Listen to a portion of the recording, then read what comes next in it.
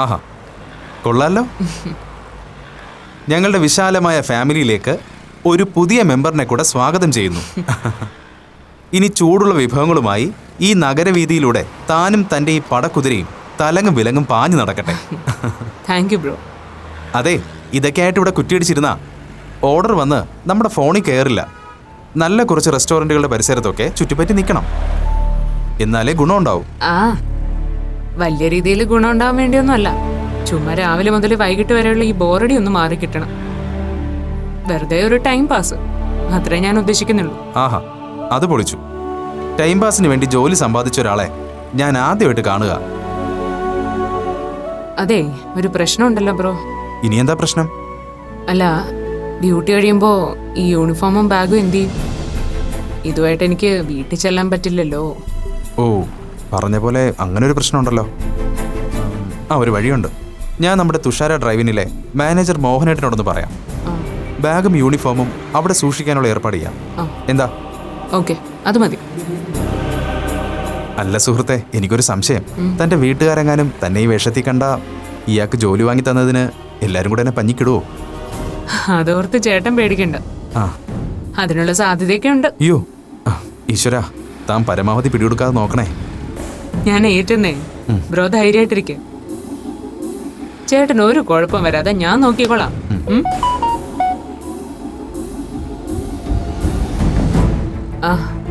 ആഹാ, കൈനീട്ടം കിട്ടിയല്ലോ. Shri Vinayaka hotel, Aristo junction. അപ്പോൾ നല്ല ഐശ്വര്യമായിട്ട് തുടങ്ങിക്കോ. ഉച്ചയ്ക്ക് നമുക്ക് ഇവിടെ കാണാം. അവിടെ ചെന്ന് ID കോഡ് പറഞ്ഞാൽ മതി. ശരി. അപ്പോൾ all the very best. Thank U.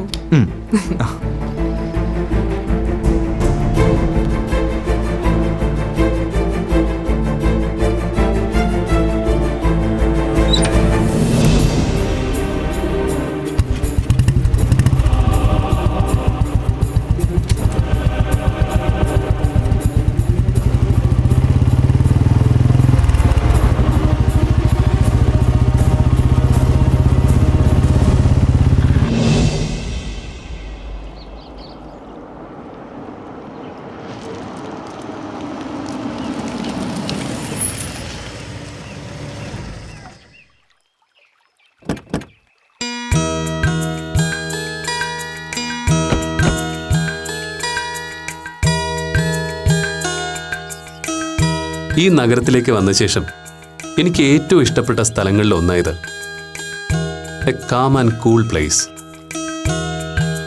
Malavika ഇതിനു മുമ്പ് ഇവിടെ വന്നിട്ടുണ്ടോ? ഇല്ല. ആ, ഇടയ്ക്ക് ഫ്രീ ടൈം കിട്ടുമ്പോൾ ഞാൻ ഡെയ്സി ടീച്ചറേയും കൊണ്ട് വെറുതെ കറങ്ങാനിറങ്ങും. മമ്മിക്ക് തിരക്കും ബഹളമൊന്നും ഇഷ്ടമല്ല.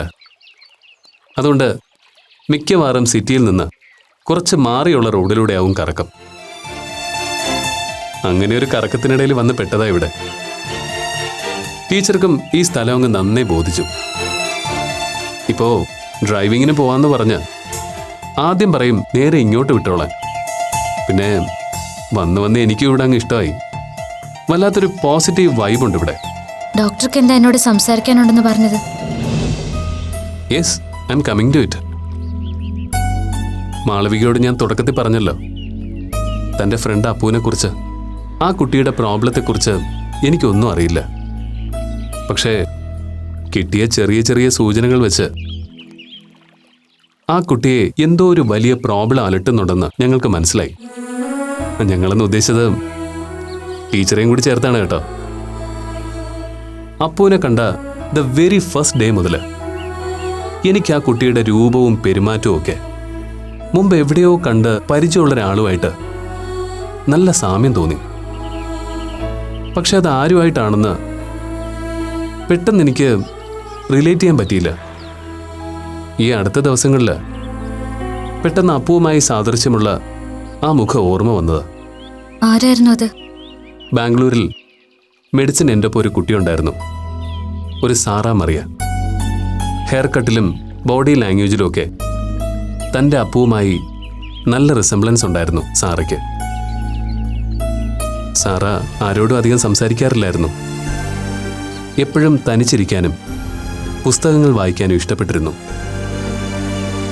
എന്നെപ്പോലെ ഒരു സിംഗിൾ പാരന്റ് ചൈൽഡ് ആണെന്ന് അറിഞ്ഞതുകൊണ്ടാവാം ആ കുട്ടിയോട് എനിക്കൊരു ഇഷ്ടം തോന്നിയിരുന്നു.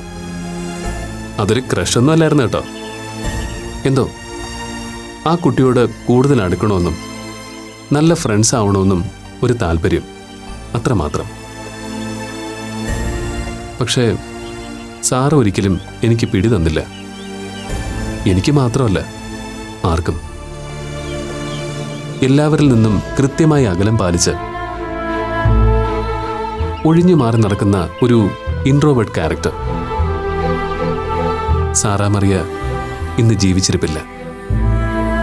അതൊരു സൂയിസൈഡായിരുന്നു.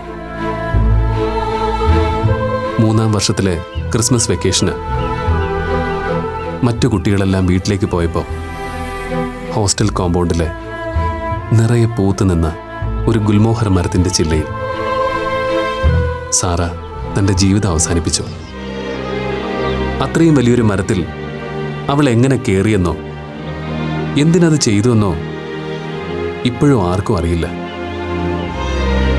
നിറയെ ചുവപ്പ് പൂക്കളുടെ ബാക്ക്ഗ്രൗണ്ടിൽ ഇളം നീല വേഷത്തിൽ തൂങ്ങി നിൽക്കുന്ന സാറയുടെ ആരോ പകർത്തിയ ചിത്രം കുറച്ചുനാൾ ക്യാമ്പസിൽ സ്റ്റുഡൻസിൻ്റെ ഫോണിൽ പ്രചരിച്ചിട്ടുണ്ടായിരുന്നു. കുറേ കാലം ഞാനും അത് സേവ് ചെയ്ത് വെച്ചു. പിന്നെ എപ്പോഴോ സാറ് ഡിലീറ്റായി പോയി, ഫോണിൽ നിന്നും പിന്നെ മനസ്സിൽ നിന്നും. സാറയുടെ കഥ പറഞ്ഞ് ഞാൻ തൻ്റെ ഉള്ള മൂടും കൂടി സ്പോയിലാക്കിയെന്നറിയാം. പക്ഷേ ഞാനിപ്പോൾ ഇത് തന്നോട് പറഞ്ഞത് മനഃപൂർവ്വം തന്നെ. വർഷങ്ങൾക്ക് ശേഷം സാറയുടെ അതേ മുഖഛായയുള്ള അപ്പൂനെ കണ്ടപ്പോൾ, ആ കുട്ടിയുടെ മാനസികാവസ്ഥ ഊഹിച്ചപ്പോൾ എപ്പോഴോ ഡിലീറ്റായി പോയ ആ ചിത്രം ഓർമ്മ വന്നു. ഇപ്പോ സാറയ്ക്കും അപ്പൂനും ഒരേ മുഖമാണ്.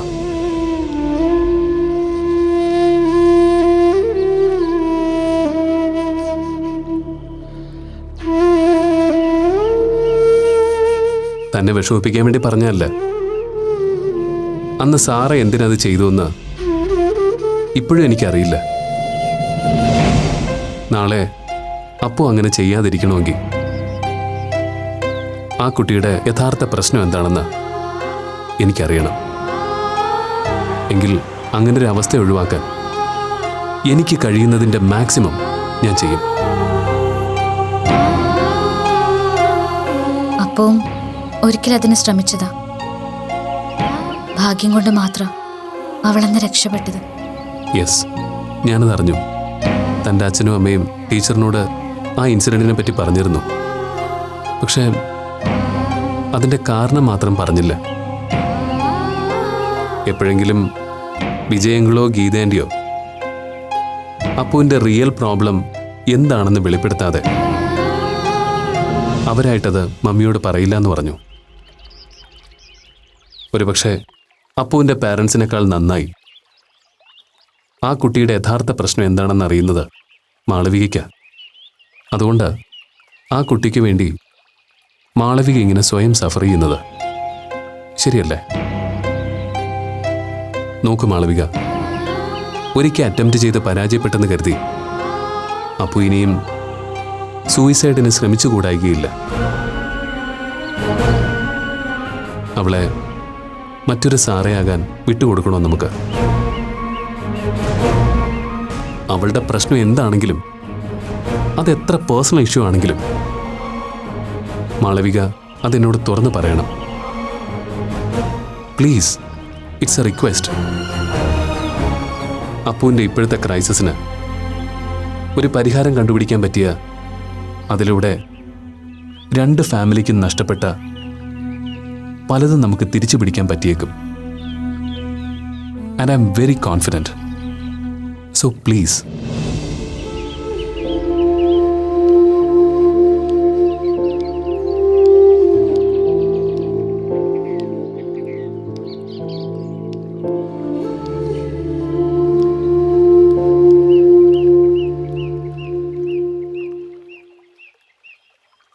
അപ്പോ ഒരു ട്രാൻസ് പേഴ്സണാ.